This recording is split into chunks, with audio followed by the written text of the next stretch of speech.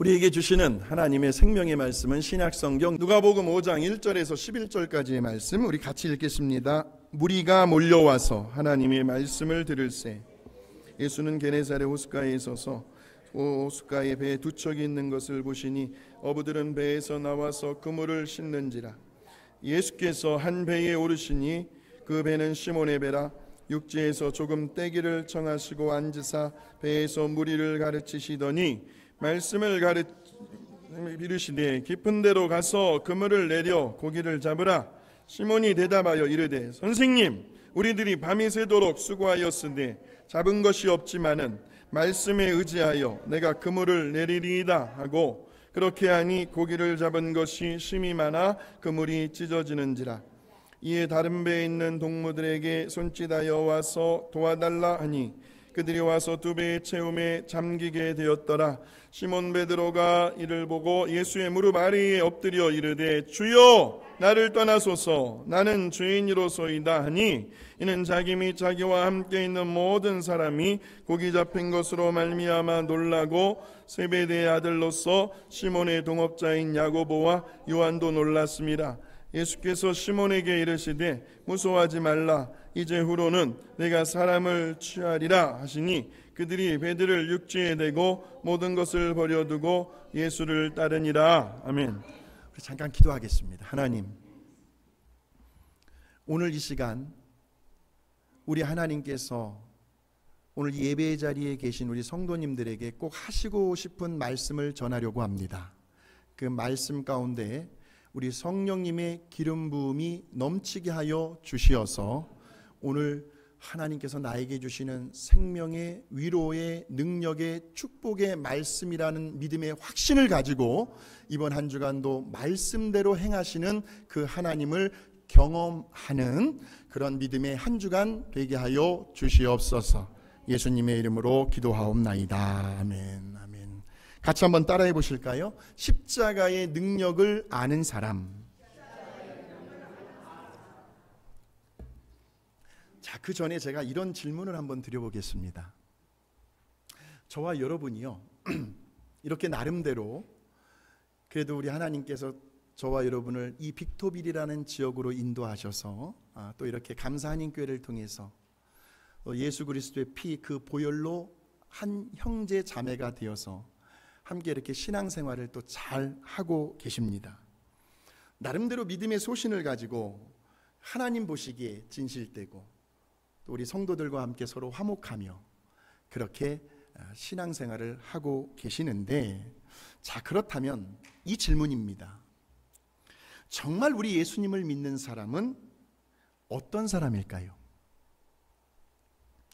도대체 무슨 근거로 우리는 과연 저 사람이 정말 우리 예수님을 믿는 사람이겠구나라는 어떤 확신을 가질 수 있을까요? 이 질문에 대한 답으로 오늘 저는 저와 여러분에게 이렇게 말씀드리고 싶습니다. 정말 예수님을 믿는 사람은 십자가의 능력을 제대로 아는 사람이다라고 말이죠. 자, 그렇다면 그 십자가의 능력이란 무엇일까요? 자, 이제 오늘 우리가 읽었던 본문의 말씀 속으로 이제 들어가 보겠습니다. 자, 지금 시몬 베드로가요, 게네사렛 호숫가, 그러니까 디베랴 바닷가, 갈릴리 호수, 게네사렛 호숫가, 이 세 이름이 다 같은 호수를 가리킵니다. 예. 그 지역에 따라 이름만 달라진 거예요. 바로 거기에서, 그 같은 장소에서 우리 예수님에 대한 호칭이 각각 두 번을 이렇게 다르게 부르고 있습니다.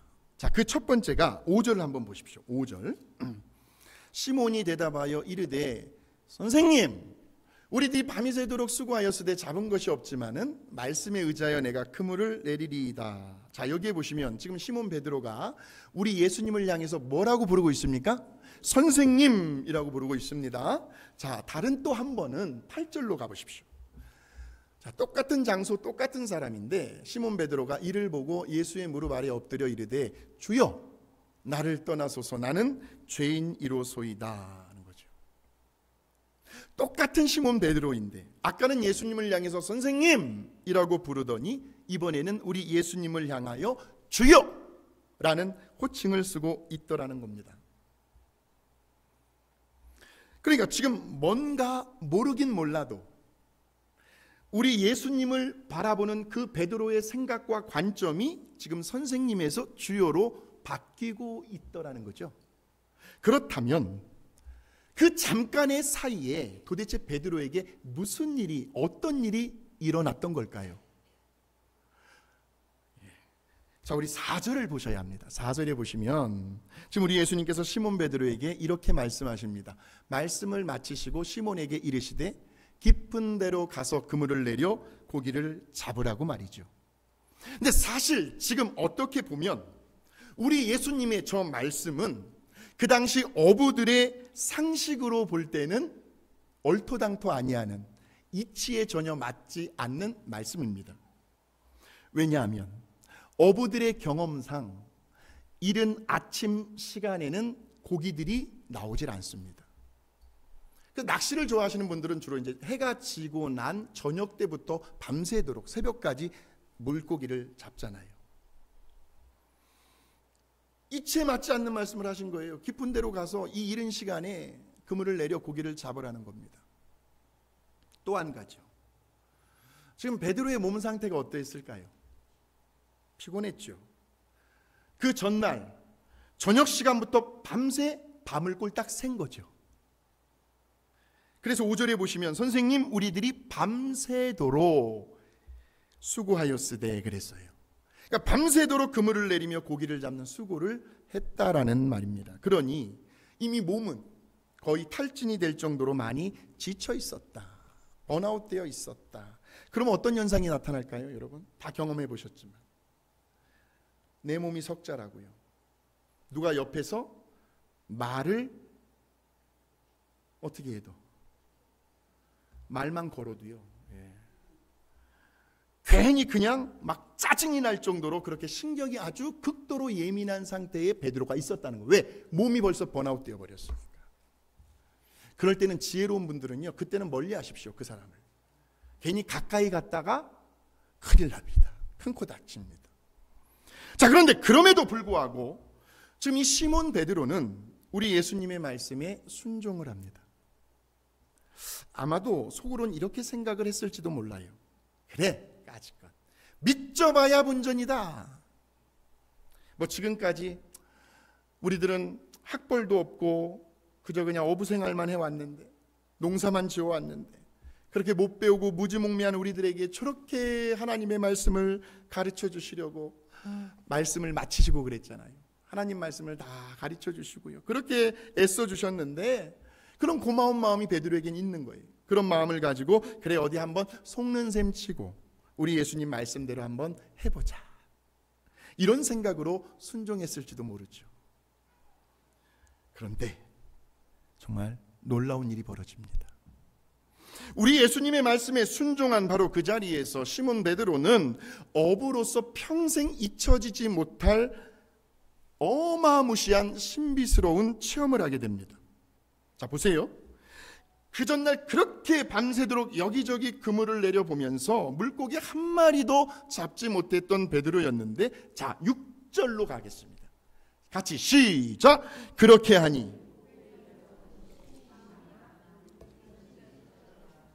그렇게 하니라는 말은 우리 예수님께서 하신 말씀대로 한번 해보니 고기를 잡은 것이 많아 그 질긴, 잘라지지도 않아요. 그물은 얼마나 질긴지 그 그물이 찢어졌다라는 말이죠. 얼마나 고기가 많이 잡혔으면요, 세상에. 그 고기들의 무게에 못 이기는 거예요. 그래서 그물이 다 찢어집니다. 그뿐일까요? 배 한 대로도 모자랐어요. 자, 그 장면이 7절에 나옵니다. 7절 시작. 이에 다른 배에 있는 동무들에게 또 손짓하여 와서 도와달라 하니 그들이 와서 두 배의 채움에 잠기게 되었더라 하는 거죠. 어떻게 이런 일이요? 세상에 어떻게 이런 일이? 감히 누구도 상상하지 못했을 겁니다. 그러니까 지금까지 베드로의 그 수십 년 동안의 어부 인생으로서의 노하우와 경험에 비춰보면 단 한 번도 일어나지 않았던 그 엄청난 일이 지금 베드로의 눈앞에 펼쳐지고 있었다는 거죠. 도저히 믿겨지지 않는 그런 일을 지금 베드로가 몸소 경험을 한 겁니다. 바로 이러한 일을 겪게 되면서 이제 베드로는 그의 패러다임 시프트가 일어납니다. 예수님을 바라보는, 완전히 360도 바뀌어지게 되죠. 그동안에는 우리 예수님을, 그 당시에 말씀 가르치는 교사들이 얼마나 많이 있었습니까? 서기관들, 율법 교사들이 참 많이 있었습니다. 그 중에 예수님도 하나 정도로 생각을 해왔는데, 그래서 선생님 그런 거 아니에요? 그런데 바로 자연의 그 이치, 자연의 그 조화, 자연의 그 섭리를 초월하시는 그러한 기적을 경험하고 난 다음에는 똑같은 예수님이 이제는 누구로요? 주여, 하나님으로, 어떤 신적인 존재로 그렇게 느껴지고 알게 되고 깨닫게 되어지더라는 거죠. 예. 그래서 베드로가 뭐라고 고백을 하는지 아십니까? 8절입니다.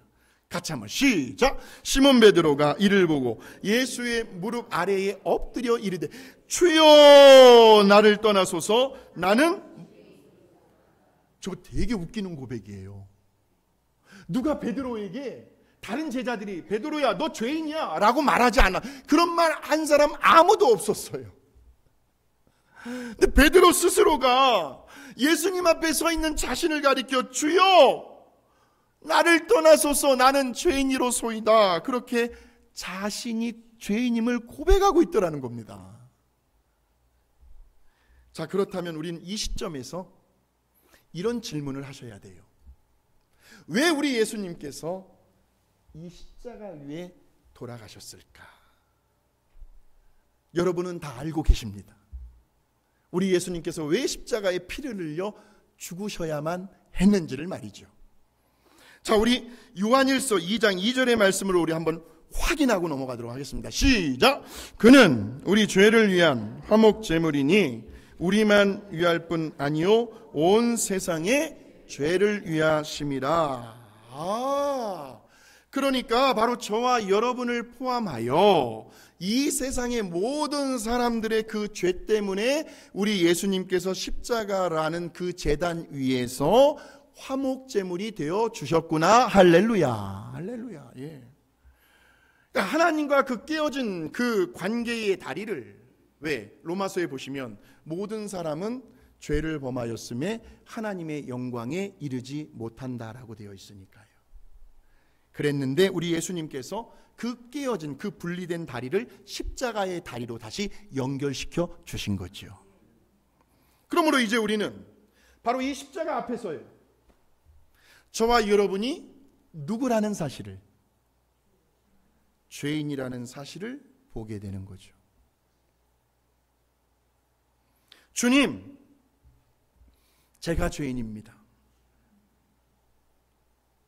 예배당에 들어오시며 자리에 앉으셔서 십자가를 바라보는 순간부터 눈물이 갑자기 핑 돌면서 지난 한 주간 내 살아왔던 삶의 발자취를 돌아보면서 주님, 제가 죄인이었습니다.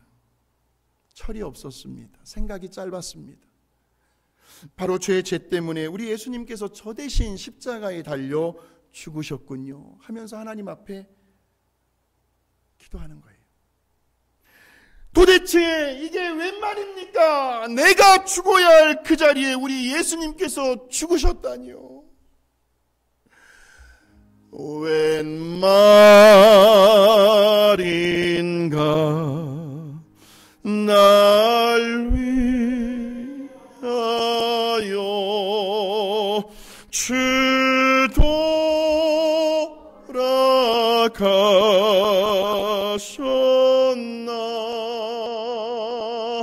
이 벌레 같은 날 위해 그렇게도 큰 해 받으셨나. 나 십자가 대할 때에 그 일이 고마웠네. 내 얼굴 감히 못 들고 눈물만 흘리도다. 우리 함께 고백해 보시겠습니다. 가슴에 손을 얹으시고요. 주님, 제가 죄인입니다. 이런 고백 아무나 못해요. 이런 고백이 이렇게 쉽게 나오기 위해서는요, 제가 한 가지 말씀을 드릴게요. 반드시 우리 예수님을 인격적으로 만나는 체험이 있어야 합니다. 우리 예수님 인격적으로 못 만나면요, 주님 십자가를 보면서 제가 죄인입니다, 이런 고백 못합니다. 다시 말하면 성령 세례입니다.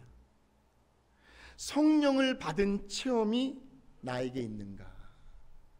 마치 오순절 마가의 다락방에서 우리가 너무나도 잘 알고 있는 120명의 제자들이 경험했던 그 바람 같은 불 같은 성령의 임재 사건이 오늘 나에게도 있는가?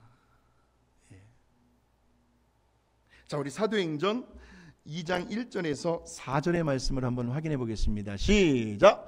오순절이 되자 그들이 모두 한 곳에 모였다. 그런데 갑자기 하늘에서 강한 바람이 세차게 부는 것 같은 소리가 나더니 그들이 앉아있던 온 집을 가득 채웠다. 그리고 혀처럼 생긴 불이 나타나더니 그것이 갈라져 각 사람 위에와 닿았다. 그러자 그들은 모두 성령이 충만하여 성령께서 주시는 능력으로 그들도 알지 못하는 외국어로 말하기 시작하였다. 개역 개정에 보면 방언입니다. 방언이 터진 거예요. 자, 그래서 저러한 사건을 경험하게 되면 반드시 나타나는 현상이 있습니다. 바로 회개의 역사입니다. 그러니까 내 자신에 대해서요, 그동안에는 굉장히 내 자신이 의로운 줄 알았어요. 잘난 줄 알았어요. 또 내가 지금까지 살아온 그 지난 날들에 대해서 괜히 막 눈물이 막 나요. 누가 아무 말도 안 했는데. 그 죄가 얼마나 더럽고 추했는지를 스스로가 보게 되고 알게 되고 느끼게 되고 깨닫게 되더라는 겁니다. 그래서 죄를 가리켜 하마르티아라고 합니다. 하마르티아. 화살을 쐈어요. 근데 관역에 맞지 않고 관역에서 빗나간 상태를 하마르티아라고 합니다. 관역은 하나님을 상징하는 거죠. 영어로는 죄가 뭐예요? sin. 그 가운데 단어가 뭐예요? I. 일상생활 가운데 그 중심의 자리에 우리 하나님이 아닌 내 자신이 서 있는 상태를 가리켜 성경은 다 죄라고 이야기를 합니다. 자, 그렇다면 회개는 무엇일까요? 우리 사도행전 2장 37절에서 38절 시작! 사람들은 이 말을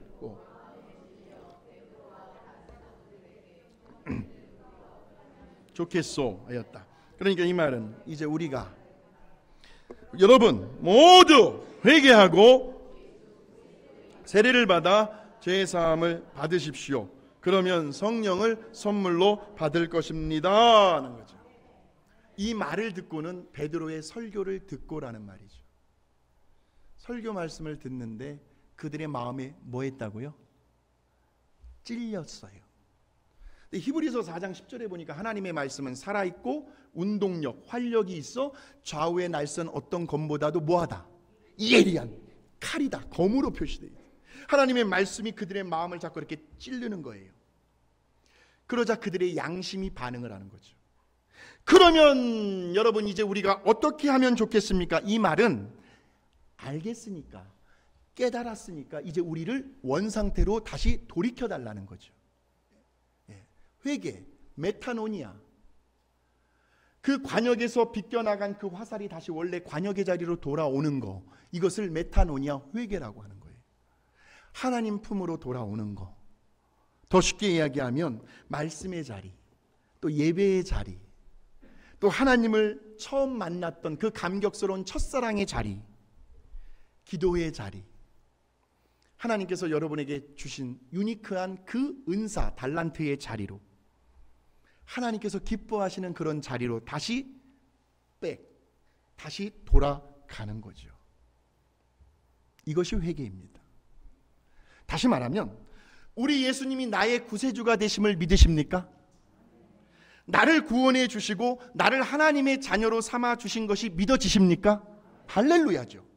자, 그래서 나를 하늘나라의 시민권자, 천국 백성이 되게 해 주셨으니 이제 나는 지금부터 우리 하나님을 내 인생의 주인으로 모셔드리고 그분의 인도하심을 받겠다고 하는 것을 인정하며 받아들이는 거죠.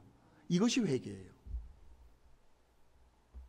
그래서 오늘도 우리는 그 하나님의, 예수님의, 성령님의 인도하심을 따라 오늘 우리가 이 자리에 나왔고 하나님의 말씀을 경청하고 있는 줄로 믿습니다. 그래서 이렇게 우리 예수님을 인격적으로 만나고 성령을 받은 경험이 있는 사람은 이제 누가 뭐라고 하지 않아도 십자가 앞에서 나는 죄인입니다, 내가 얼마나 큰 죄인이었는가를 고백하지 않을 수 없게 된다는 거죠. 그러므로 십자가의 능력은요, 바로 내가 그 죄인임을 깨닫게 주는 것, 이것이 바로 십자가의 능력입니다. 정말 예수님을 믿는 사람은 어떤 사람일까요? 그 사람은 십자가의 능력을 제대로 아는 사람입니다. 그 십자가의 능력은 바로 내가 누구보다도 가장 큰 죄인이라는 것을 깨닫게 해준다라는 거죠. 말씀이 쏙쏙 들어가십니까? 예. 그래서 신앙생활의 출발점은 내 자신이 얼마나 더럽고 추하고 죄인이었던가를 깨닫는 데부터 시작이 된다는 거죠. 그래서 이처럼 십자가의 능력을 제대로 경험한 사람은, 다시 말하면 내가 죄인임을 깨달은 사람은 이제 더 이상 자기 자신을 의롭다라고 말하지 않습니다. 그러면 사람이 어떻게 변하는 줄 아십니까? 다른 사람을 비난하거나 다른 사람을 비판하거나 판단하지 않습니다. 정죄하지도 않습니다. 왜 그럴까요? 내가 바로 그 죄인인데. 그러니 어떻게 내가 다른 사람에 대해서 이러쿵 저러쿵 뭐라고 말할 수 있는 그 자격이 나에게는 없다라는 거죠. 여러분 믿어지십니까? 성숙한 알곡 같은 크리스찬의 고백입니다. 주님, 내가 죄인입니다. 이 말은요, 다른 사람에 대해서 할 말이 없어지는 거예요. 여러분 혹시라도 제가 우리 성도님들과 전화통화하면서 아무개 성도님, 아이고 저 그 성도 때문에 목회 못 해먹겠어요, 이런 말 한 번이나 들어보신 적 있어요? 할 말이 없어지는 거예요. 왜? 제가 부족하고 내가 다 죄인이니까. 어떻게 감히 다른 사람을 정죄할 수 있겠는가?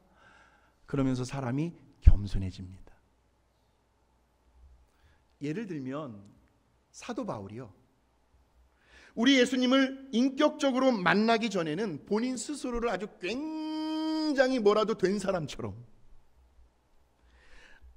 아주 대단히 의로운 사람으로 여겼던 장본인이 사도 바울이었어요.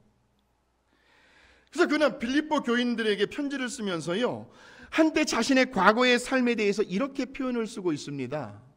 아마 그때 그 빌립보에 쓰고 있었을 사도 바울의 심정은 회개하는 마음으로 썼을 거예요. 자, 어딘가 빌립보서 3장 4절에서 6절을 한번 보겠습니다. 시작. 사실 나도 육적인 것을 신뢰할 수 있습니다.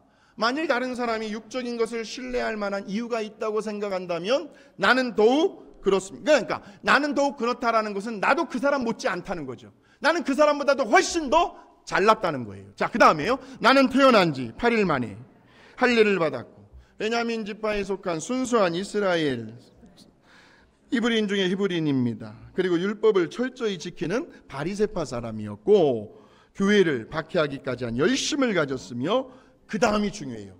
야, 율법에 비추어 보아도 뭐한 사람이라고. 어떻게 저렇게 말할 수 있어요? 얼마나 교만한 말입니까? 흠이 없는 사람이 이 세상에 어디 있어요? 저는 아무런 흠이 없어서 여러분들 앞에 거룩하신 하나님 말씀 전합니까? 아니죠. 이 땅에 어떠한 설교자도 흠이 없는 사람 없어요. 근데 사도 바울은 지금 자기는 율법에 비추어 보아도 흠이 없는 사람이다라고 고백을 합니다. 그 당시 유대인들이 가장 중요시 여겼던 그 율법의 기준에 비추어 보아도 사도 바울은 흠이 없다라는 거죠. 우리 하나님께서 얼마나 가짜않게 비우셨을까. 그랬던 그가요, 어느 날 예수 믿는 사람들을 잡아다가 모조리 다 감옥에 쳐넣기 위해서 어디로 가고 있었죠? 다메섹으로 부랴부랴 막 가고 있는데요, 거의 다메섹에 가까이 다다랐을 즈음에 바로 그 순간 아주 드라마틱하게 부활하신 우리 예수님을 인격적으로 만나게 됩니다. 그 장면이 사도행전 9장에 나와요. 여러분이 나중에 한번 가셔서 읽어보셔요. 사도행전 9장 꼭 기억하셨다가. 자, 그래서 그렇게 부활하신 우리 예수님을 아주 극적으로 인격적으로 만나게 된 바울이 이제 그의 고백이 완전히 달라지게 되는데, 그것이 디모데전서 1장 15절의 말씀. 시작. 여기에 모든 사람이 예수님이 죄인들을 구원하시려고 세상에 오셨다는 것이 바로 그것입니다. 나는 죄인 중에서도 두목입니다. 개역 개정에는 나는 죄인 중에 괴수니라. 그 흉악범들 중에서도 자기가 우두머리라는 거죠. 죄인 중에서도 가장 큰 죄인이라는 고백을 하고 있더라는 겁니다. 이렇게 사람을 달라지게 만드는, 변화시키는 그 힘이 어디에 있느냐? 바로 십자가의 능력이라는 거예요. 자, 그래서 우리가 너무나 잘 알고 있는 요한복음 8장에 보시면 현장에서 가늠하다 잡힌 그 한 여인의 이야기가 나오는데, 자, 우리 요한복음 8장 3절에서 5절 말씀을 같이 한번 보겠습니다. 시작. 율법학자들과 바리새파 사람들이 가늠하다가 잡힌 한 여자를 끌고 와서 가운데 세우고, 선생님, 이 여자는 가늠하다가 현장에서 잡혔습니다. 모세의 법에는 이런 여자를 돌로 쳐 죽이라고 했는데 선생님은 어떻게 생각하십니까? 하고 물었다는 거죠. 자, 그러니까 지금 가늠을 하다가 현장에서 붙잡힌 그 여인을 향해서 지금 율법학자들, 바리새파, 또 거기 군중들이 모여있는 그 한가운데 세워놓고요, 지금 그 무리들이 지금 막 돌을 던지려고 하는 그 찰나의 순간의 장면입니다. 바로 그러한 위급한 와중에 우리 예수님께서 뭐라고 말씀하시는지를 보십시오. 7절입니다. 너희 가운데 죄 없는 사람이 먼저 그 여자를 돌로 쳐라. 이야, 우리 예수님은 참 지혜로운 분이십니다. 너희 가운데 죄 없는 사람이 그 여자에게 돌로 먼저 치라는 거예요. 그러자 이렇게 돌을 들었어요. 막 던지려다가 멈칫하는 거예요. 주춤하더니 그 현장에 있던 사람들이 한두 사람씩 다 그 자리를 떠나게 되죠. 왜 그랬을까요? 양심에 찔렸으니까. 그래서 이제 그렇게 사람들이 이제 다 돌아가고 난 다음에요, 바로 그 자리에, 그 현장에는 가늠하다 붙잡힌 그 여인과 우리 예수님 단둘이만 남게 됩니다. 딱 둘이만 남게 돼요. 그때 우리 예수님께서 그 여인에게 이렇게 말씀을 하시네요. 자, 11절의 말씀입니다. 시작. 나도 너를. 자, 무슨 말이냐면 제가 풀어드릴게요. 털어서 먼지 안 나는 사람 없으니 다른 사람을 정죄하는 그 잣대로 너 자신을 향하여 돌아보면서 그리고 스스로 조심하며 살아가라는 말이에요. 더 쉽게 표현하면 너는 얼마나 떳떳하니, 그런 말이에요.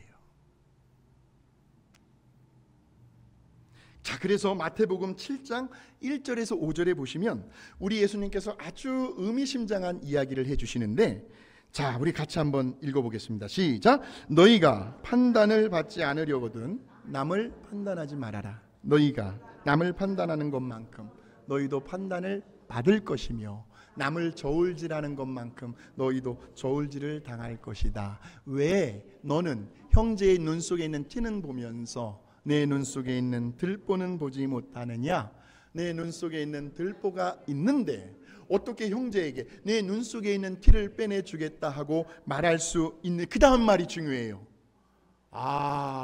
이게 현대인의 성경으로 번역된 거거든요. 위선자야, 먼저 네 눈 속에 뭘 빼어라? 들보를 빼내라. 그러면 네가 밝히 보고 형제의 눈 속에 있는 티도 빼낼 수 있을 것이다 라는 거죠. 참 무서운 말입니다. 참 우리 신앙생활에서 실천하기 참 힘든 말이죠. 저는 오늘 말씀을 전하고 듣는 저와 여러분이 좀 서로에게 좀 각자의 믿음을 좀 지켜나갈 수 있도록 좀 도와주시기 바랍니다. 입술에서 누군가를 비난하려고 그래. 아니지, 오늘 말씀 들었잖아. 판단하지 말라고 그랬는데, 비난하지 말라고 그랬는데, 정죄하지 말라고 그랬잖아. 이러면서 서로의 그 연약함을 도와줄 수 있게 되시기를 주의 이름으로 축복합니다. 지금 비판하고 있는 내 자신도 너도 별 바를 바 없다는 거예요. 똑같은 사람이라는 거예요. 아니, 네가 비판하는 그 사람보다 만일 네가 똑같은 그 상황에 직면해 있었더라면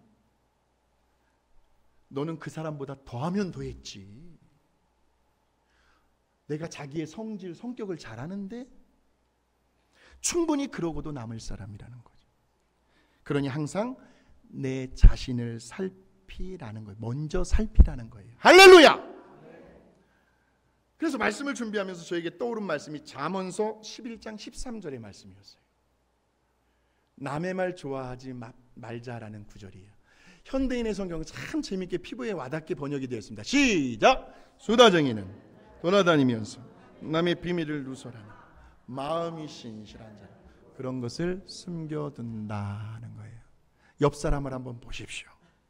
전자인지 후자인지를 보십시오.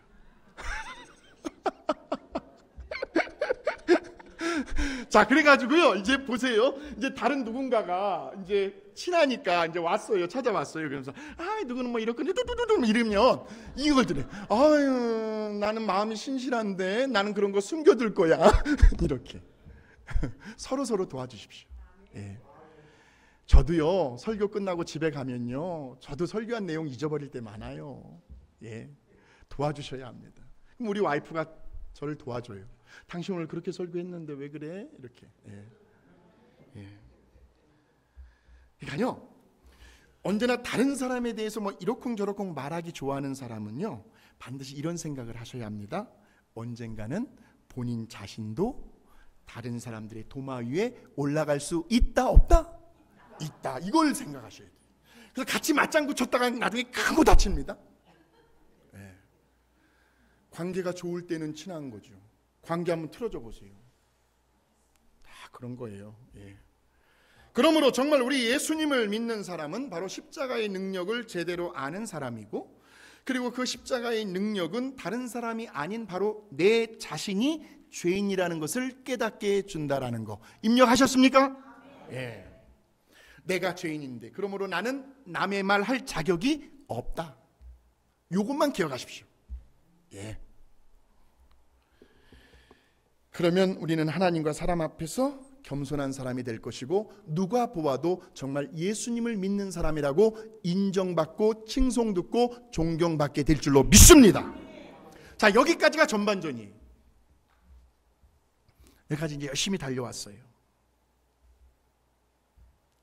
자, 그렇다면 십자가의 능력이 내가 바로 그 죄인입니다 라고 깨닫게 해주는 데서 그쳐버린다면 우리 어떻게 살아가요? 그 죄책감 때문에 도저히 괴로워서 견뎌낼 수가 없는 거죠. 십자가만 바라보면 자꾸 죄만 생각나고 내가 죄인입니다 그러면 어떻게 그 마음의 스트레스 짐을 지고 살아가겠습니까? 괴로워서 견딜 수 없어요. 어느 때는요, 과거에 지은 그 죄가 갑자기 생각나가지고 내가 왜 그때 그 짓을 했을까, 막 뼈를 깎고 막 입술을 깨물고 죽고 싶을 정도의 심정이 제 경험을 이야기하는 거예요.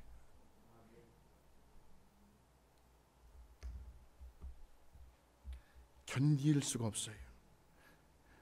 근데 너무나도 감사하고 다행인 것은 그 십자가의 능력 속에는 또 하나의 능력이 숨겨져 있다는 거예요. 마지막으로 오늘 그 능력이 바로 저와 여러분의 그 죄를 다 용서해 주시는 우리 하나님 아버지의 그 무한하신 사랑이 얼마나 크고 놀라운지를 깨닫게 준다는 말씀이에요. 로마서 5장 8절을 한번 확인해 보겠습니다.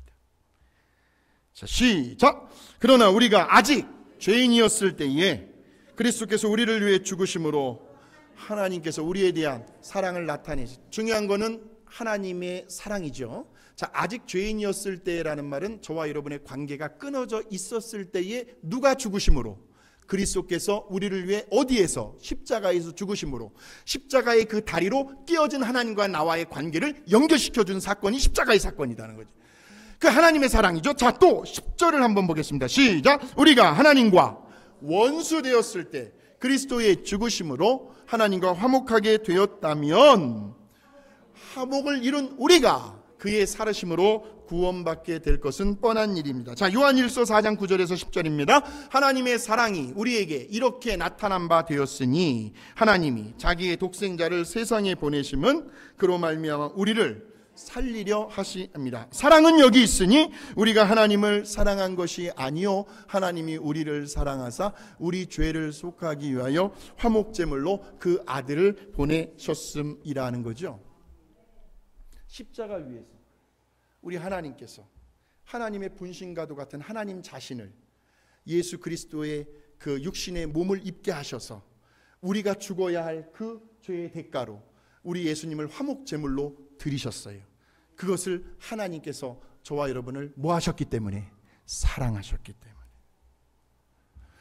그러니까 십자가를 통해서 우리들에게 입증이 되고 증거가 된 그 하나님의 사랑을 가리켜 우리는 은혜라고 이야기를 합니다. 은혜.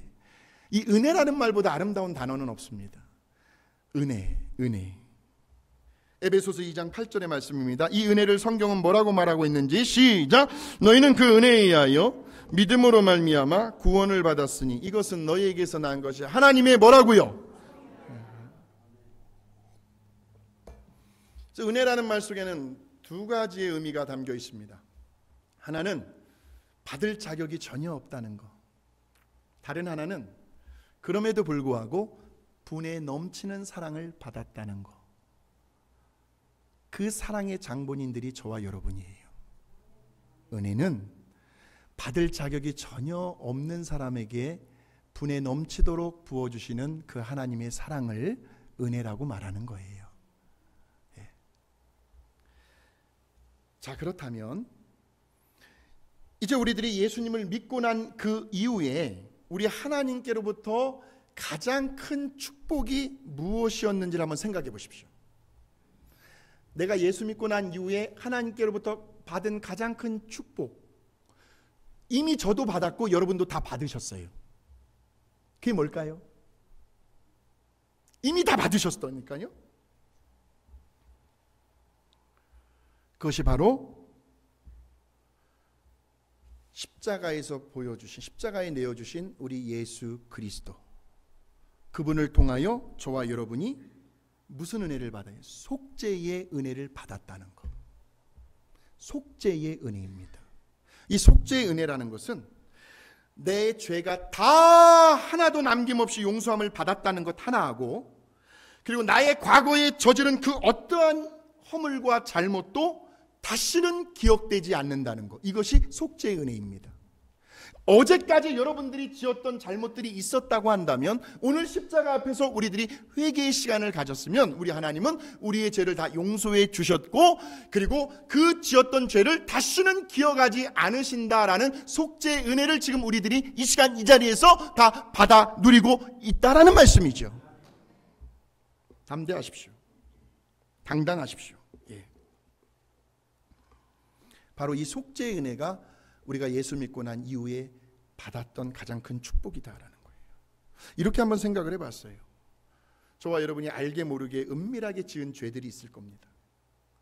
그 부분들이 다 낱낱이 드러난다고 한다면, 공공의 장소에서 스크린에 우리들이 지었던 그 은밀한 것들이 다 스크린에 비춰지고 있다고 한다면 우리가 어떻게 우리의 얼굴을 들고 다닐 수가 있겠습니까? 또 천국에 갔어요. 우리들의 지난 날들의 그 잘못, 허물, 죄들이 다 하늘나라의 생명록에 기록이 되어 있어요. 안 지워졌어요. 여전히 그대로 남아있다고 한다면 어떻게 우리가 우리 주님의 얼굴을 대할 수 있겠는가? 그런데 우리에게 전해진 복음, 유앙겔리온, 기쁜 소식, 굿뉴스는 이미 우리들의 과거의 그 죄와 허물은 2000년 전에 저 예루살렘에 있는 골고다 언덕 위에 세워졌던 그 십자가 위에서 우리 예수님께서 흘려주신 그 보혈로 인하여 완전히 전부 다 깨끗이 지워졌다는 사실을 믿으시길 바랍니다 하는 거죠. 자, 그래서 히브리서 10장 17절에서 18절 한번 확인해 보겠습니다. 시작. 또 그들의 죄와 그들의 불법을 내가 다시 기억하지 아니하리라 하셨으니 이것들을 사하셨은즉 다시 죄를 위하여 제사를 드릴 것이 없느니라 하는 거죠. 자, 내가 믿고 있어. 내가 예수 믿고서 죄사함 받아 나의 모든 것 다 변했네. 지금 내가 가는 길 천국길이 주여 죄의 피로 내 죄가 씻겨 아멘. 나의 모든 것 변하고 그 피로 구속받았네. 하나님은 나의 구원 되시오니 내게 정죄함 없겠네. 할렐루야. 십자가의 능력을 제대로 경험한 저와 여러분들의 믿음의 고백입니다. 그러니 이제 저와 여러분에게는 이거 하나밖에 남은 게 없어요. 감사입니다. 감사밖에 남은 게 없어요. 지금 이 순간에도 가장 큰 복을 누리며 살아가고 있는 저와 여러분이기 때문에 그것이 바로 저와 여러분을 향한 우리 하나님의 사랑이죠. 자, 정리해 볼까요? 스크린 보여주세요. 정말 예수님을 믿는 사람은 어떤 사람일까요? 십자가의 능력을 제대로 알고 신앙생활하는 사람인데, 그런데 그 십자가의 능력은 다른 사람 누구도 아닌 바로 내 자신이 얼마나 큰 죄인이었는지를 깨닫게 해주는 동시에 그런 큰 죄인을 내치지 아니하시고 아무런 조건도 달지 아니하시고 아무런 이유도 없이 그저 우리의 있는 모습 그대로를 품어주시고 용납해 주시며 용서해 주시는 그 하나님의 사랑을 경험하게 해주는 능력도 십자가의 능력이다 하는 것이죠. 이러한 십자가의 능력을 우리가 이제 제대로 알았으니 날마다 그 십자가의 능력을 경험하시면서 그렇게 하나님 앞에 감사하며 살아갈 수 있게 되시기를 주님의 이름으로 축원합니다.